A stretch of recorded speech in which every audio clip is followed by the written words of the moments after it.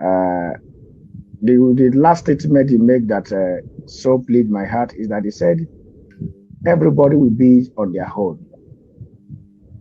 And I love that statement. And if everybody will be on their own, some persons observe this Biafra struggle as specifically as an Igbo struggle. Let me say to you guys. Some people view it as an Igbo struggle. Most especially because he said the name was first connected by Ijoman. The Biafra name was first connected by Ijoman based on what he stated there. Now, if our brother can say that everybody can stay on a own, can we fight a struggle through abusing one another, through accusing one another, without having a roundtable discussion? That is my second question. And it's a very good question.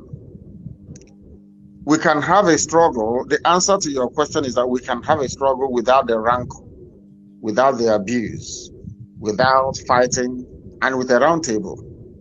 And I'm going to tell this very forum today here. I don't know how many people are watching all over the world. What I've never said before. The person who was prominent from the coastal region of Biafra when we're beginning is Asare Dokubo. Ask Asare Dokubo, did I send representation to him before? Did we sit around the table before to discuss this or not?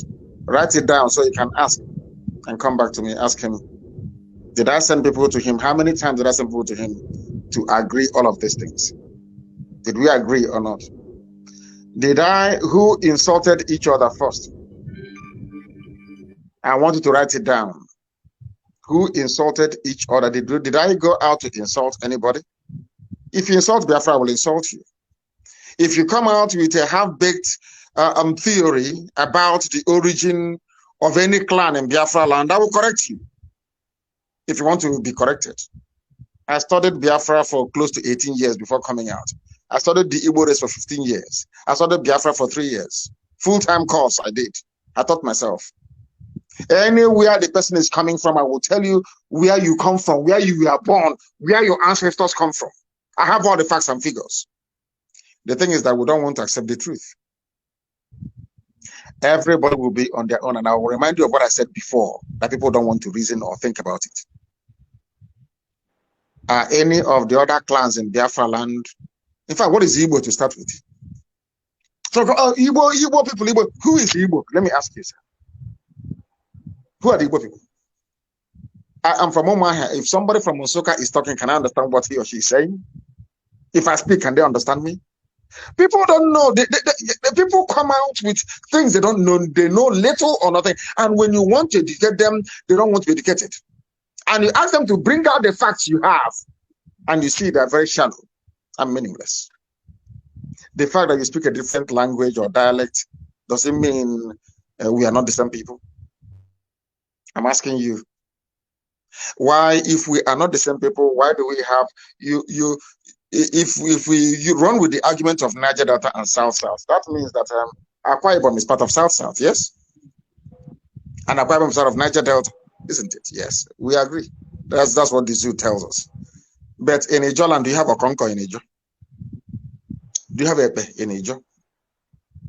Do you have Ekan in Ijo? Is there any language of Ibibio or Efik that you speak in Ijoland? I want to prove to you the foolishness of Nigeria and those who believe in Niger Delta answer. I say it open. If you consider it an insult, then so be it. But I'm giving you facts and figures. Is there any language, is there any word in Ibibio language, in Anang language, in Efik that you can speak in Ijoland? Or you understand? Are you in the same fraternity? Because Okonko originated from Anang. Okonko is in Ibibio. Okonko is in Efik. Okonko is in Abia State. Okonko is in Abreba, is in Arochukwu, is in Omuahia, is in the whole of Bende. Do you have Okonko in Ijo? Then how can it be in South? How can it be in Niger Delta? Do you see the foolishness of the reasoning of some people? We are all one people. There will be no rancor nor distress, if not for the what I call, I don't know what it is. Let me give you an example, my dear brother. In Israel, the same nonsense that is happening to us happened to Israel.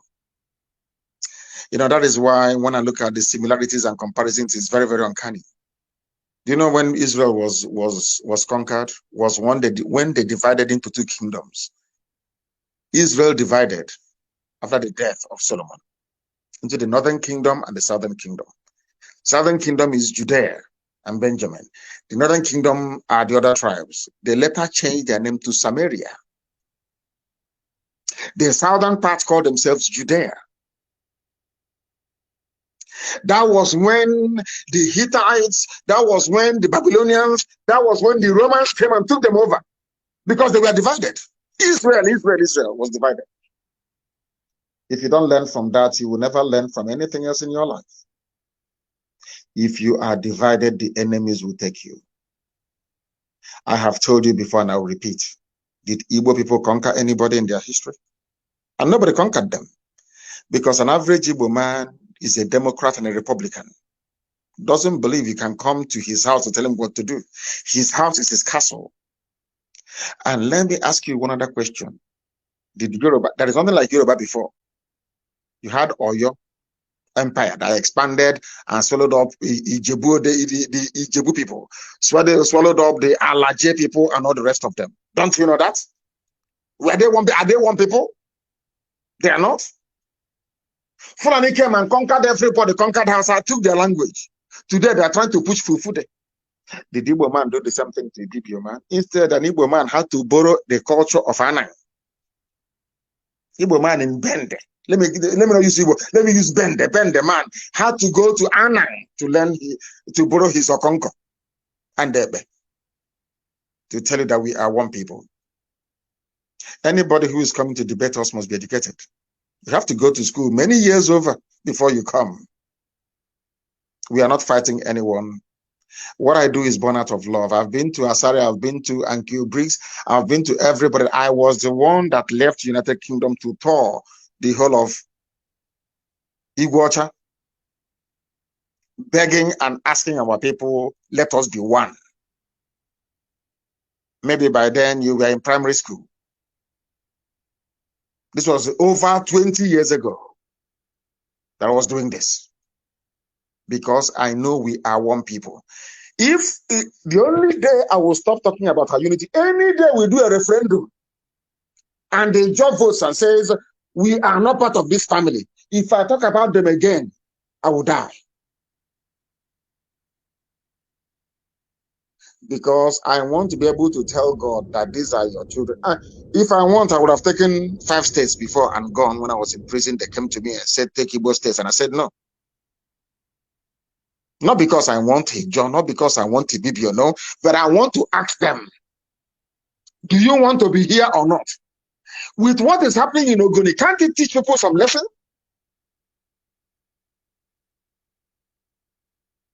Please, we are one people. Until you say otherwise in a referendum. You have a vote in a referendum. One man, one vote. You vote. And then after the whole thing, we count it. If you say you don't want to be part of Biafra, I will say goodbye. Then you see what Fulani will do to you. By the time they're finished with you, Hausa will be better than you.